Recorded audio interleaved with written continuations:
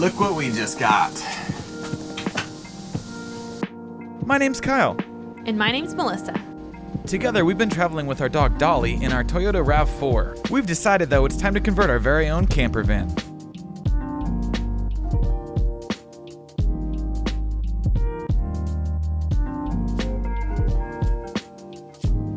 Something that is very important to us is having connectivity. So obviously I make YouTube videos and my wife also works on social media and as well as has a music studio that she teaches private lessons at. So she teaches like piano, music, voice, guitar, ukulele, things like that. So having internet capability really limits where we can go if we don't have it. So if we wanted to go and stay the night at some campsite that's on the side of a mountain and we're not gonna have good cell service, then that campsite is basically out for us. Like we wouldn't be able to stay there. So thankfully, Starlink exists and we are going to be able to hopefully go everywhere that we wanna go, have no limitations. As long as this can see the sky, then we have internet. So we're gonna get the cable run today before we get the walls put on, so that way it's run. We don't have to worry about anything else. And then later on, we'll get the dish mounted to the roof rack. But until then, we're just gonna get this out and just kind of see what is what. Yeah, that's pretty small. Okay. So the goal for like the next day and a half is to get all of the walls put on as much as we can. So in order to do that, we need to finish the wiring. We've already been doing a lot of work. We got the Starlink run just now, and we need to just route all of these cables and secure them down where they're going to go. So that's what we're gonna do right now. So I still need to run a couple cables for like the backup camera, the off-road lights, things like that. So yeah, let's do it.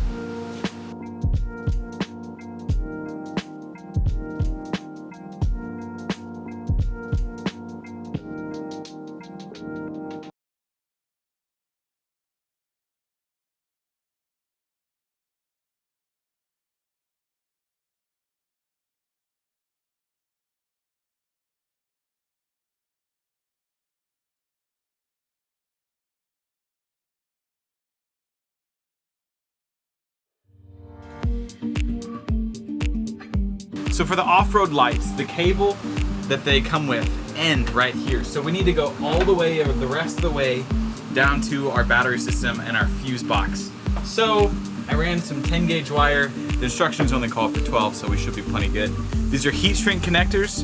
They go on each end of the cable, and then you just heat shrink them down so that way they seal nice and good, and then they just clip right in.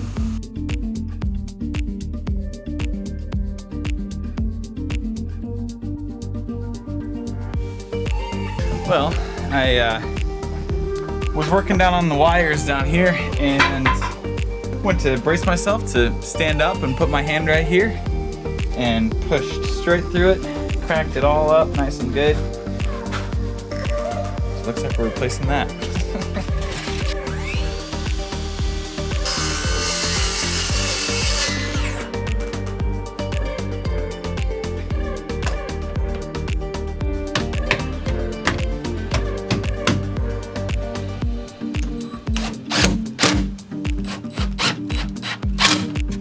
Don't tell anybody that this is a new board.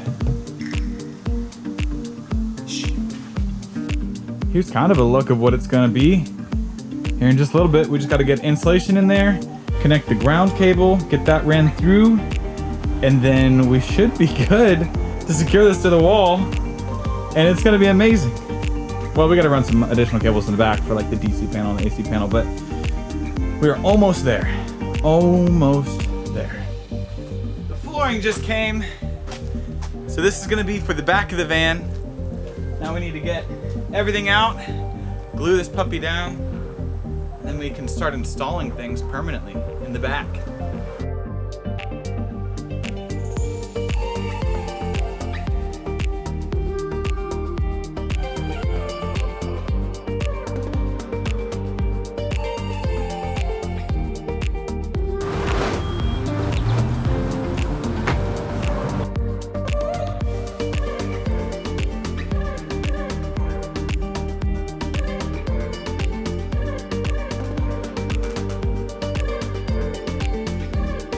It isn't glued down yet, but the floor is in, it's cut, and I just finished cutting all of the corners, like down in this corner right down here, getting it to where it'll sit flush and it won't hit anything. And then after we glue it down, we're gonna come back and cut this back so it's nice, follows the edge of the wood and everything like that. All right, moment of truth. We are going to use liquid nails on the subfloor and then push the flooring down. Hopefully this holds nice and good.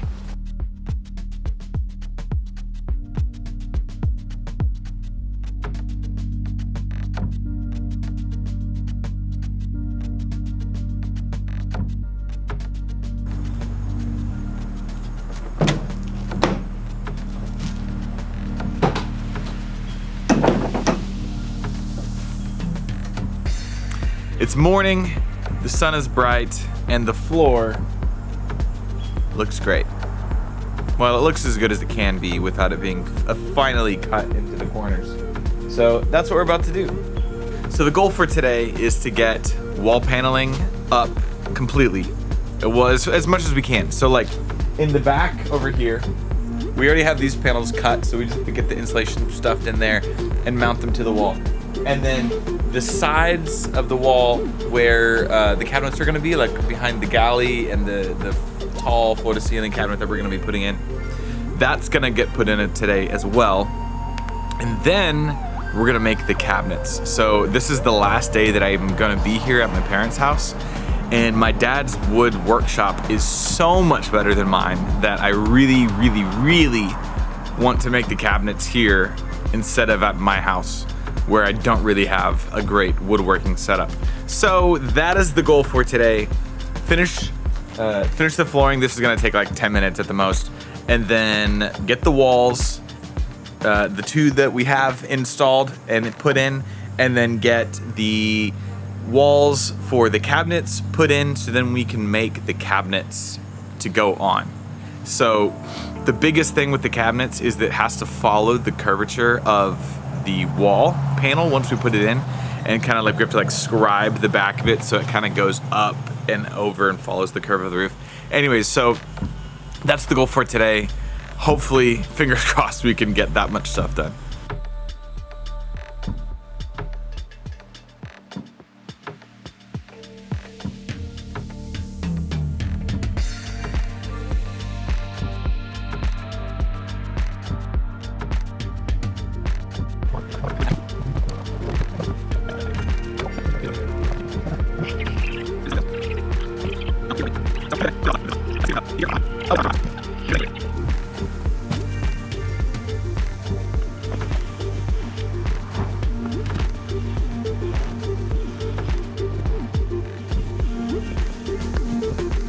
So this box is basically empty, and we have two more to insulate this entire wall, the ceiling, and that entire wall, and half of that wall that we haven't insulated yet.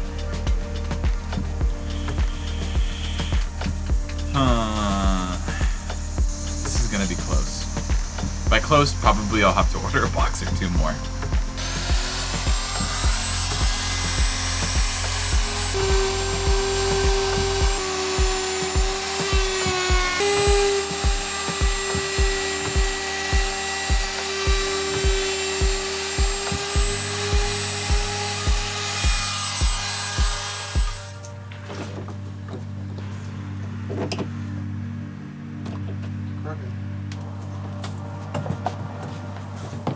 Alrighty, I have the con.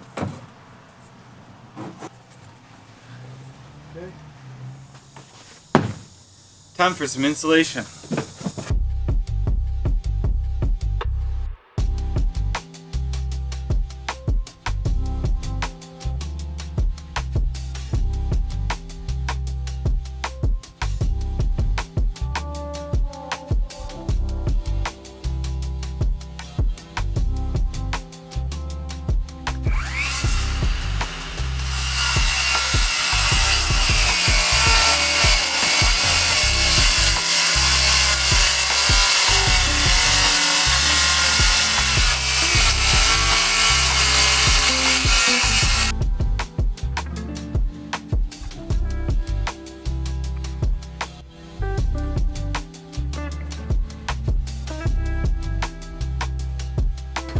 So what are we doing right now?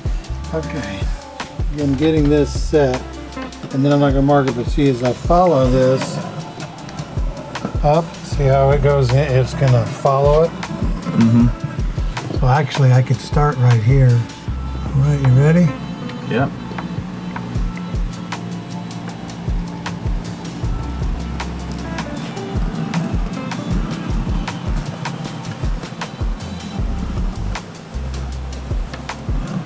So now we need to go jigsaw this whole board to this angle right here, and then it should fit right up against that wall.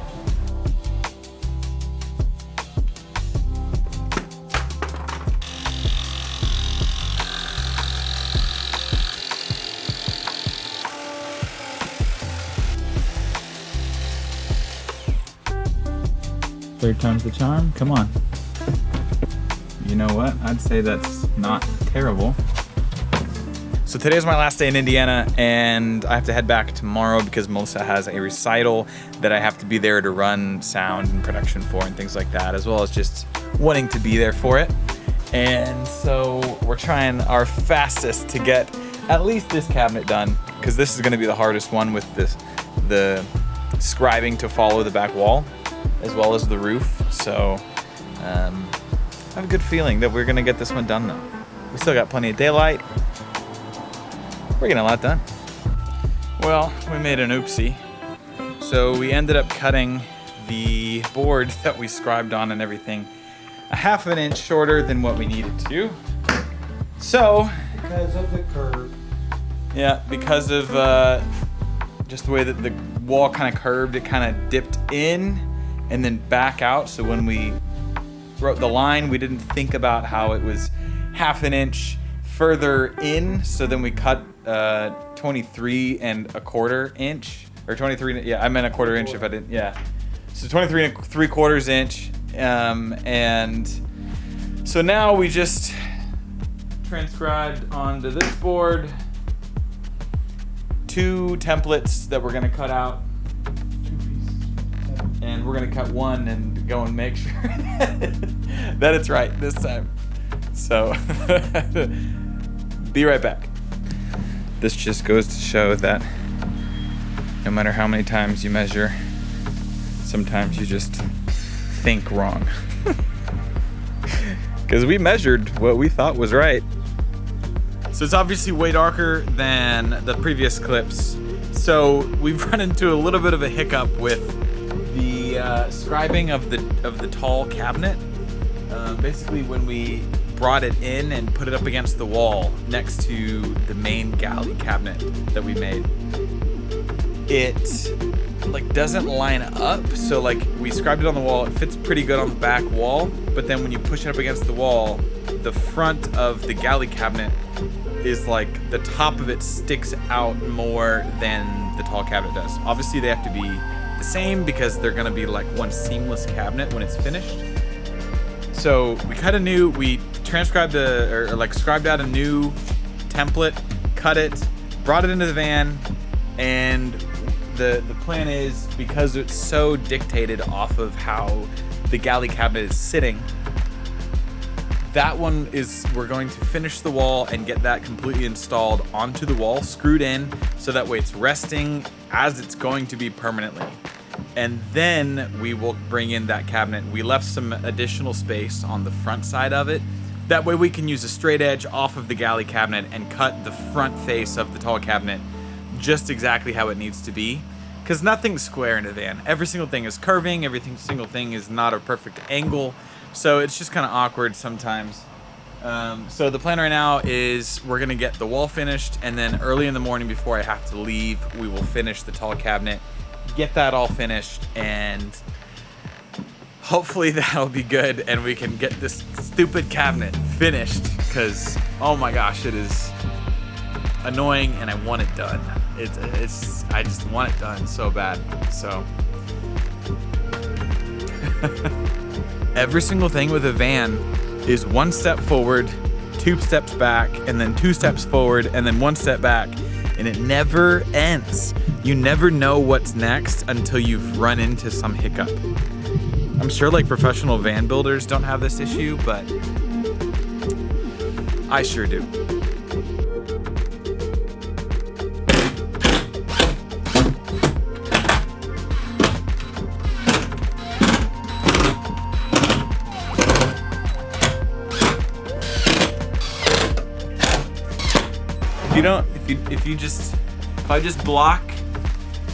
If I just block this side with my body, and you only see over there, I don't think it's done.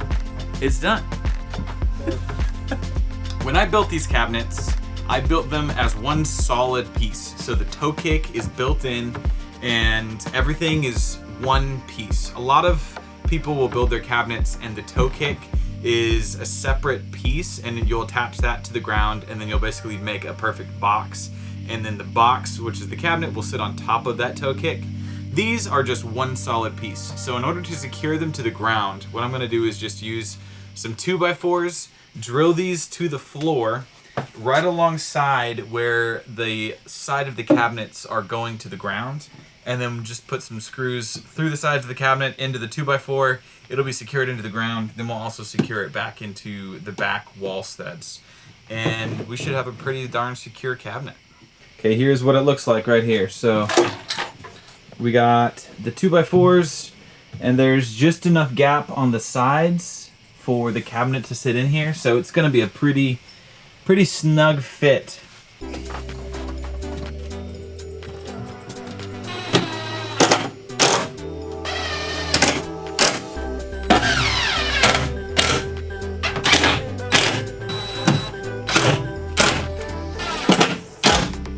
The front left corner of this cabinet is a little bit raised, so you can see I can get this shim like pretty far under there. So normally what you would do is you would put the shim in there, cut it off, break it, you know, flush or whatever. And if there were a cabinet that's in your house, you would never have to worry about it again because the cabinets don't move. But when you live in a van, or when you're putting cabinets in a van, you kind of have to worry about those things. So instead, the solution is we're going to put some wood glue on the bottom of the shim, shove it in there, break it off, and then the wood glue will keep it from ever moving when we're driving down the road from vibrations and whatnot. So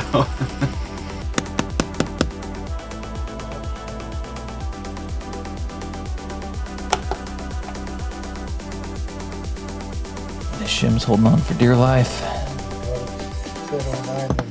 So today is the day that I have to leave Muncie and head back to Tennessee.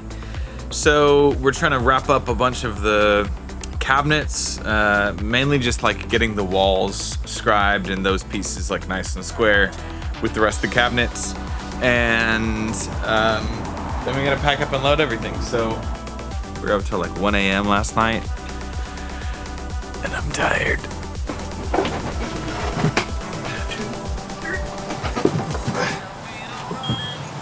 I think this is our 6th time. I just stopped recording because I kind of just wanted to get it done and we were rushing. We redid the back, scribing the curve of the wall to where this fits basically flush now. Well, we didn't make it by the time I needed to leave, so now I'm gonna have to do all the steps, build the cabinets, make the headliner, install the roof at home with Melissa helping me, and now we gotta load up the van, so bah humbug.